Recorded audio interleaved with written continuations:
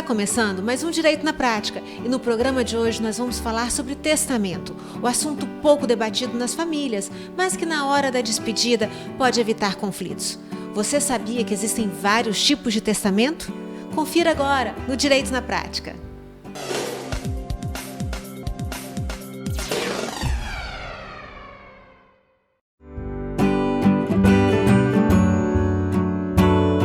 Embora a certeza mais absoluta da vida seja a morte, temos muita resistência em nos deparar com essa realidade. Às vezes, em razão dessa dificuldade, evitamos falar, pensar ou até mesmo tomar providências que facilitem a sucessão hereditária. E uma delas é o testamento. E para falar sobre isso, convidamos o tabelião Rodrigo, que é presidente do Colégio Notarial do Brasil, seção do Espírito Santo, mestre em Direito, Estado e Cidadania e professor de Direito.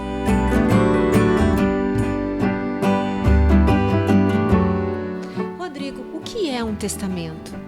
Patrícia, o testamento é um ato de vontade manifestado em vida para ser cumprido após a morte, né? Então, relacionado à fundação, pode deixar um patrimônio para uma fundação, reconhecer um filho, e dentre outras finalidades. Então, é um planejamento sucessório, onde a pessoa estabelece quais são as suas vontades que ela quer que sejam cumpridas após a morte. E por que está sendo um tabu falar sobre isso? A maioria das pessoas não gosta de falar sobre testamento. No Brasil, nós não temos a cultura de falar em testamento porque remete à morte. Quando a pessoa fala em testamento, ela entende que, olha, talvez esteja chegando a minha morte. E não é verdade. Isso em outros países tem essa cultura de deixar um testamento, já deixar tudo certo para após a morte. Para onde vai o patrimônio? Para onde vai o cumprimento de determinadas vontades do falecido? Então isso é algo de planejar, né, a sua morte. A gente pode dizer que é um ato de até respeito com relação aos outros entes, né? Sim, é um ato de respeito com um ente querido, um ato de respeito com um grande amigo e que ele não vai ser esquecido, vai ser registrado ali nesse documento chamado testamento a sua vontade. E isso, pela lei brasileira, a herança ela é preservada para os herdeiros, né, chamados legítimos, né, o pai, mãe, filhos, o cônjuge, mas para um terceiro, o testamento ele pode ser muito bem utilizado. E existem várias formas de testamento, vários tipos, né? Quais são esses tipos?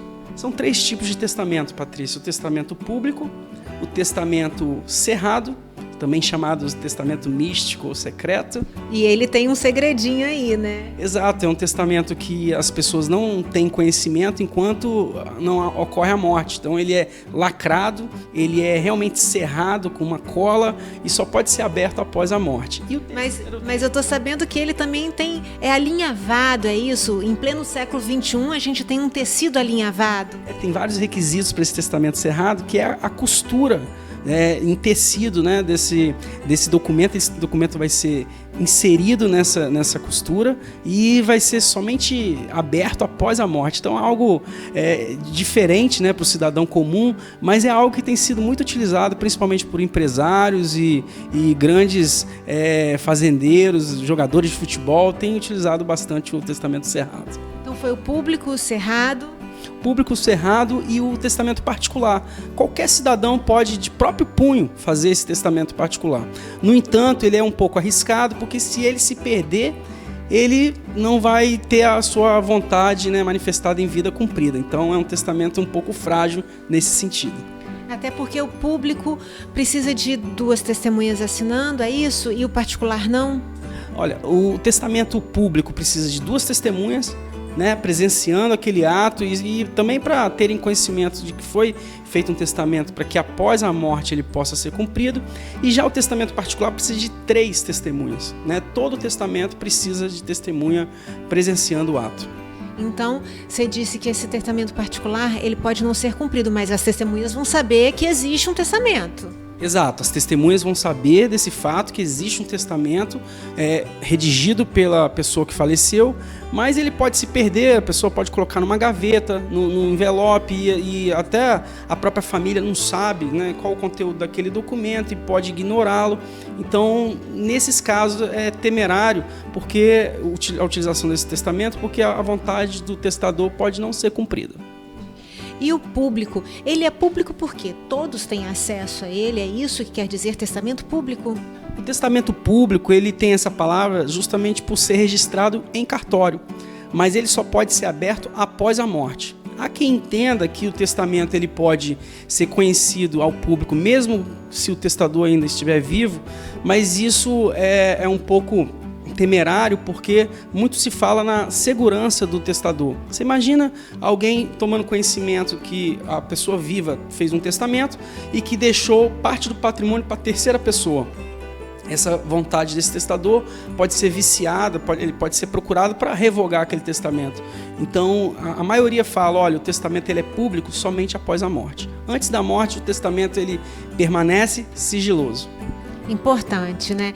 E existe um nomezinho aí meio diferente, que é testamento nuncupativo. Isso existe no nosso ordenamento brasileiro? Esse testamento com esse nome, né, tão complexo, né, nuncupativo, ele é um testamento que ele traz o caráter verbal. Em hipóteses que não tem como redigir esse testamento, deixar algo por escrito, as pessoas que estão ao redor daquela pessoa, no seu último suspiro, ela manifesta uma vontade e essas testemunhas darão veracidade a essa vontade, darão fé pública a essa vontade. Então pode dizer uma pessoa que está no leito de morte, no hospital. Leito de morte, numa guerra, por exemplo, muito utilizado no nuncupativo.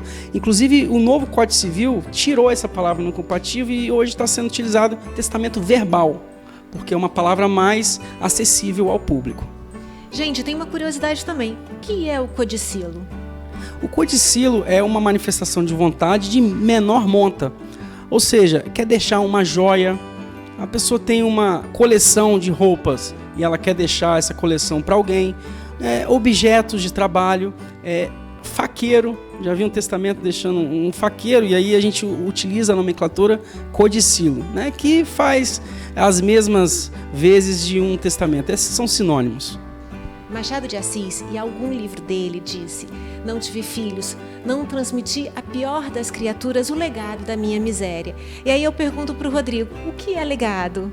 Legado é simplesmente você concentrar um bem só no testamento, deixando esse bem para alguém. Então é simplesmente mencionar a existência de um bem só que será transmitido para alguém. É uma coisa pequena ou um imóvel, um objeto imóvel, tanto faz? Um imóvel, um objeto, né, é uma coisa só sendo transmitida a alguém após a morte através do testamento. E ultimamente os cartórios têm feito muito ata notarial. A ata notarial substitui um testamento? A ata notarial é um documento para dar fé pública a vários fatos, né, da vida.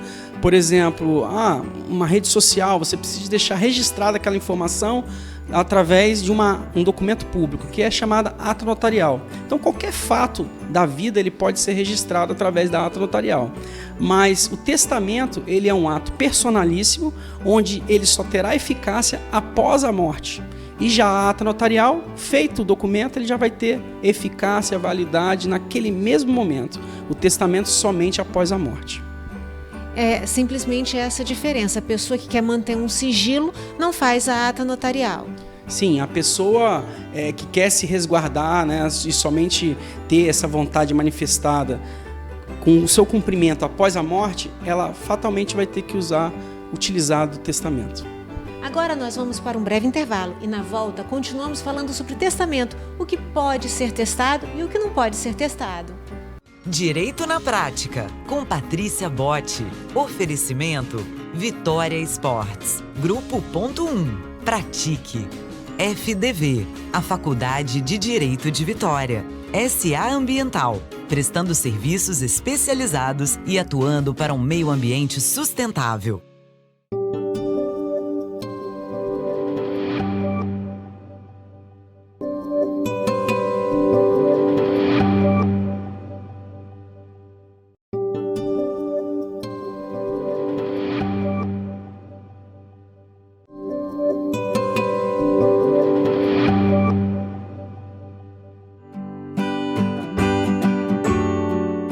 Ainda não está incorporado na cultura jurídica brasileira a elaboração de testamentos.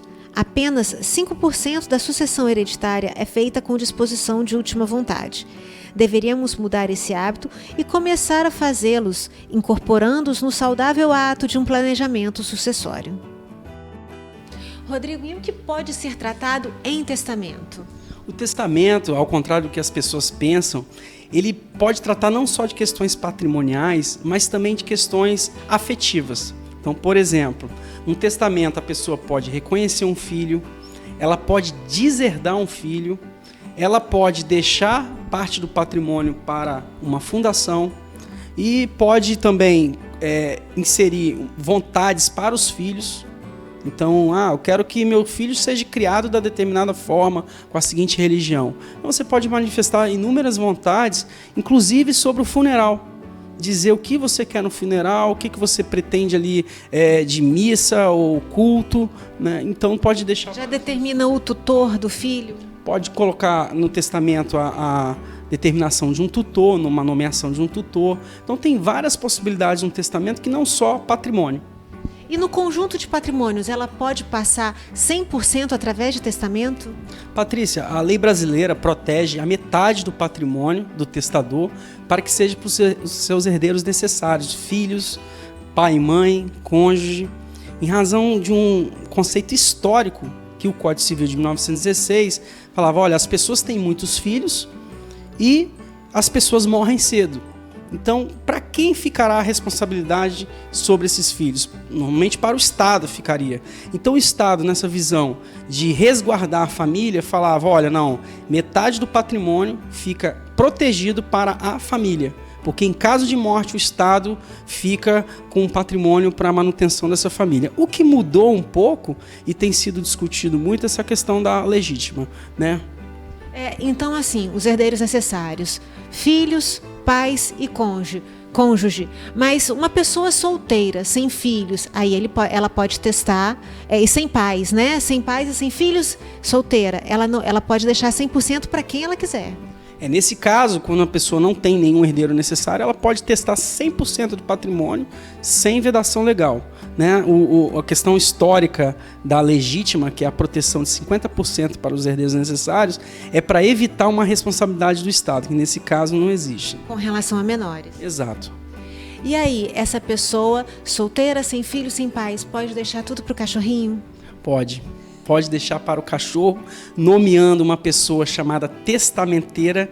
Essa pessoa, ela vai ter a responsabilidade de dar cumprimento ao testamento após a morte.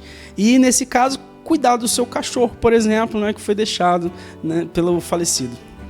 E o que não se pode testar, colocar num testamento? No testamento não se pode testar algo criminoso, algo ilegal, e algo que você não tenha. Então, algo que você não tem como dar cumprimento, o testamento não vai ter eficácia nenhuma.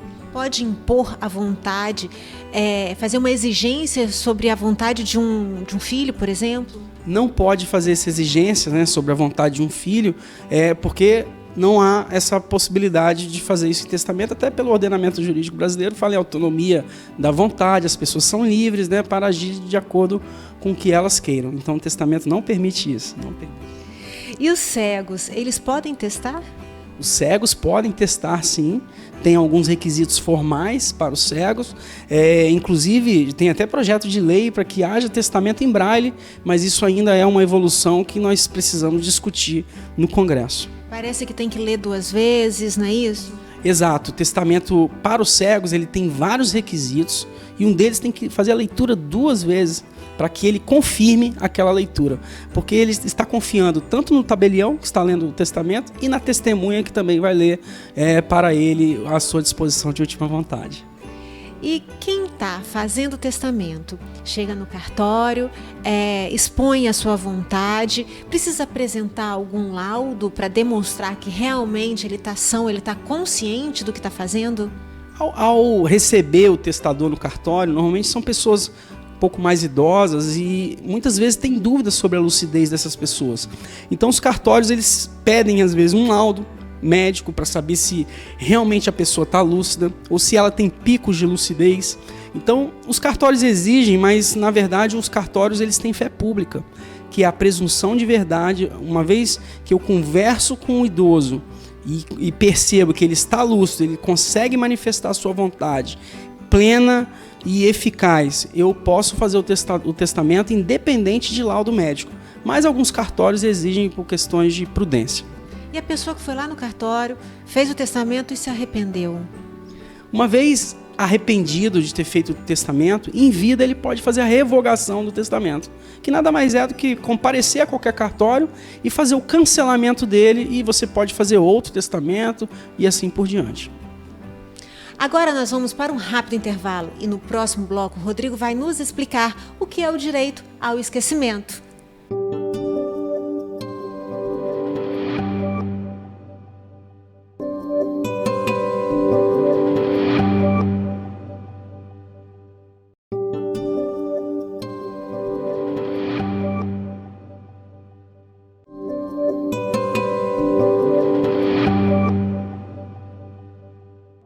Estamos de volta e agora o Rodrigo vai nos explicar o que é o direito ao esquecimento. Esse direito tem sido trabalhado ao longo de vários anos e pelos tribunais também, que determinadas informações publicizadas na internet ou em outros órgãos públicos ou em dados públicos, né, melhor dizendo, ele pode ser registrado como esquecido, né, se a parte requerer, né, a esse site, a esse órgão público, e ele pode pleitear o direito ao esquecimento. Ele não quer que essa informação seja conhecida mais por ninguém. E isso é importante a gente dizer, que após a morte, o testador ele pode deixar isso, né, no testamento, para que após a morte, os herdeiros dele peçam esse esquecimento aos sites, à internet, de todos os registros que tenham em relação ao nome do falecido. Essa informação, pelo que eu estou vendo, ela é pouco conhecida, né? Muito pouco conhecida, mas tem sido bem debatida nos tribunais, principalmente em relação à rede mundial de computadores, que determinados nomes públicos são espalhados na rede mundial sem nenhum controle. Isso o Supremo Tribunal Federal tem discutido até em relação às biografias não autorizadas, né? Tem uma discussão muito grande. Se a pessoa é pública, ela pode pedir o direito ao esquecimento ou não? Ela deve uma satisfação à sociedade. Então tem sido um debate a nível nacional em relação a esse direito. Agora um caso prático. Imagine a pessoa que testou, ela efetuou um contrato de compra e venda, vendeu um imóvel, independente se estava no testamento ou não. E o comprador, ele não efetuou a transferência, o vendedor vem a falecer. Como é que fica? Se o vendedor veio a falecer, no direito brasileiro, para transmitir o imóvel da pessoa que não está mais aqui pelo falecimento, temos que abrir o inventário, que é o procedimento correto, né, e técnico para fazer a transmissão do falecido para os herdeiros ou dos herdeiros para o comprador. Então, o procedimento correto é a abertura do inventário. Vai precisar de certidão de óbito, documentação do falecido, documentação dos bens, dos herdeiros e desse comprador. E aí é feita uma sessão? Pode ser feita uma sessão de direitos, né, e que será habilitada no curso do inventário. Então, um advogado vai informar, olha, aquilo que está sendo inventariado para transferir do falecido para os herdeiros já foi vendido em vida, então vai transmitir direto para esse comprador. Que é diferente de renúncia à sessão. A renúncia, muitas pessoas não sabem, mas uma vez ocorrida a morte e tendo uma herança, essa herança precisa ser aceita. Por quê? Pode ser que um dos herdeiros fale, olha, eu não preciso dessa herança e quero renunciar a ela para que um dos meus irmãos fique com a totalidade dela. Isso é possível no direito brasileiro, se chama renúncia de direitos hereditários. E dívida? Herda-se dívida? Então, muito se fala, olha, a preocupação, meu pai deixou muitas dívidas, eu vou herdar? Resposta, não. Não se herda dívidas no direito brasileiro, só se herda créditos, bens, patrimônios. Então você que está aí, fique tranquilo que você não herdará dívidas, né, vindas do seu ente querido que faleceu. Mas o patrimônio, ele paga as dívidas. Sim, patrimônio responde pelas dívidas totalmente, vai ser feito o inventário, que é o levantamento das dívidas e dos créditos. Então, se tiver mais dívidas do que créditos, não teremos herança a ser transmitida aos herdeiros e aí fica por aí, né, a ida do falecido sem deixar qualquer patrimônio aos herdeiros. E um casal pode fazer um testamento juntos? Eles simplesmente, como eles fazem tudo juntos, um casal muito unido, vamos fazer um testamento junto? Chegam lá no cartório, e aí? Essa pergunta é interessante porque o testamento é um ato tão sério que ele tem que ser individual, personalíssimo. Somente uma pessoa pode deixar o testamento. Ela não pode juntar, eu quero fazer o testamento junto com a minha esposa ou junto com meu filho. Resposta, não pode. Somente o testador vai poder fazer aquele documento individualmente para que não tenha vícios na sua vontade, não tenha combinações e não tenha qualquer erro nessa manifestação de vontade. E um testamento, para ele se tornar conhecido pelos que ficaram, vai ser perante o judiciário ou pode ser extrajudicialmente? Então, em regra, no direito brasileiro, o testamento só pode ser cumprido em juízo. Mas isso tem sido relativizado em algumas situações, por exemplo, quando o testamento é revogado. Então, se o testamento foi cancelado, não precisa de ser cumprido nada em juízo, se ele foi cancelado. Se o testamento é caduco, o que é o testamento caduco? Não é aquele testamento maluco, não. É o testamento em que a pessoa deixou um imóvel para alguém, mas durante a sua vida ele vendeu esse imóvel. Então o testamento perdeu o objeto que foi lançado lá. Então não tem por que cumprir esse testamento judicialmente.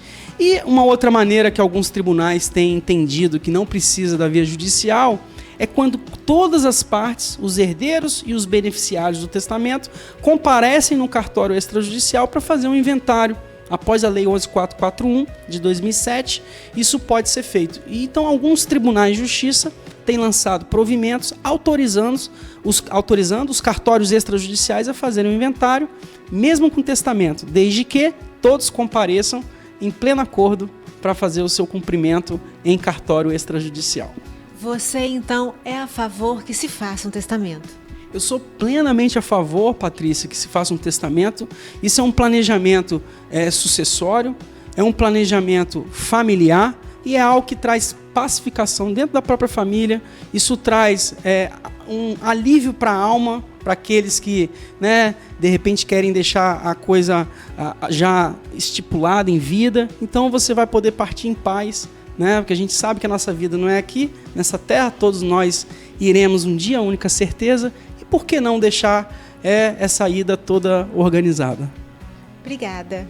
Eu te agradeço, Patrícia, foi uma honra ter estado aqui no seu programa para trazer alguns esclarecimentos sobre o testamento. Eu que agradeço.